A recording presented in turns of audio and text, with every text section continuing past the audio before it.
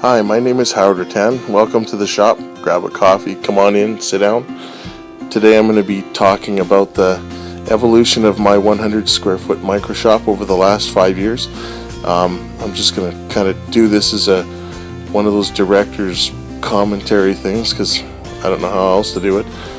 I bought the shop from someone that makes sheds. It's just a garden shed 10 by 10. 5 years ago, just the shell.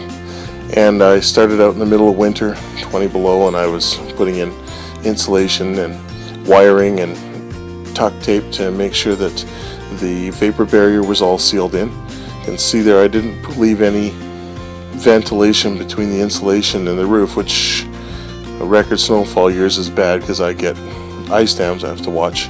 First thing I put in is my workbench, and then I put up my Howard's shop sign, which has been in every shop that I've had. And I started adding, the odd things here and there, lamp holders. Gives you an idea here about the size of it. It's not very big. I put the subfloor stuff in, this 2x2 particle board squares with the egg crate.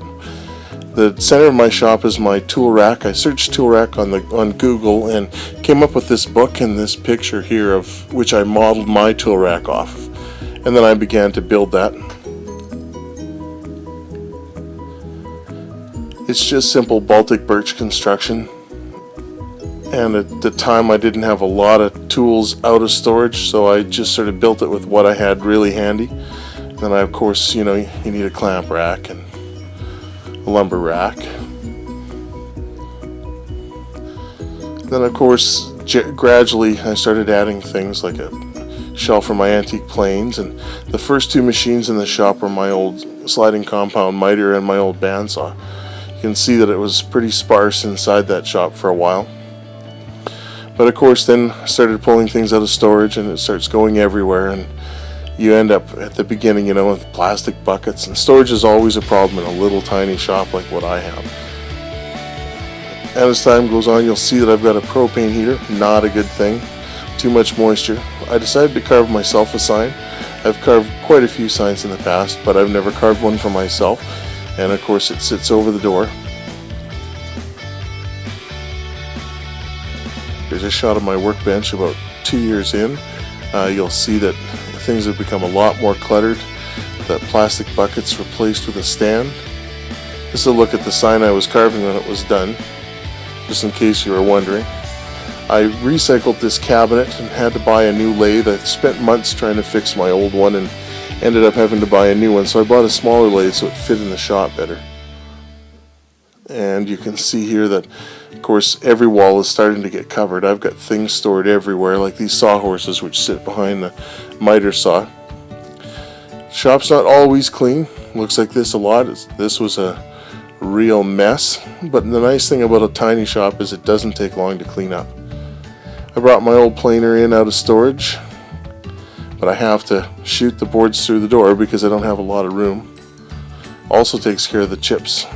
I had to retire my router table, and I built this little tiny one that just gets clamped in my face vise, and that works out really nicely, but of course it's only good for certain router jobs. Don't remember why I put this picture in. Under the bench, though, I've had to do without certain things, so I've actually put toolboxes outside for some stuff. And this is the saw bench that I built to replace my box. This is a picture of my old shop and like table saws and things like that. There's no room for them, so I've replaced that with the Festool saw system. And of course the tracks have to be stored somewhere, so here they're on the ceiling with my new fluorescent lights.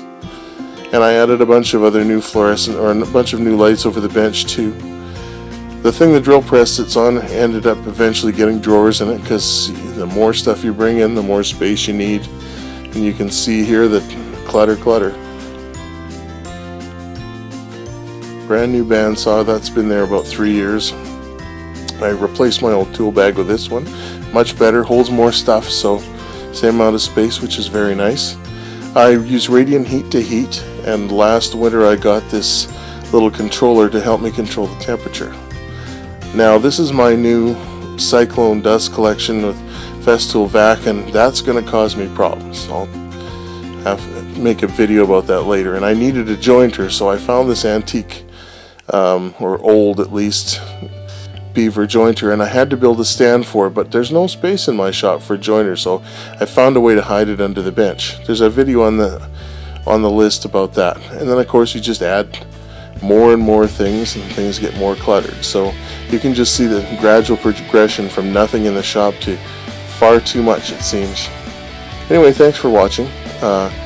Remember that no shop is ever actually complete at any time. So happy woodworking, and if you would like, you can visit me at my website, www.inthewoodshop.org. You can contact me through the website, and if you have any questions, or leave a comment here. Thanks for watching.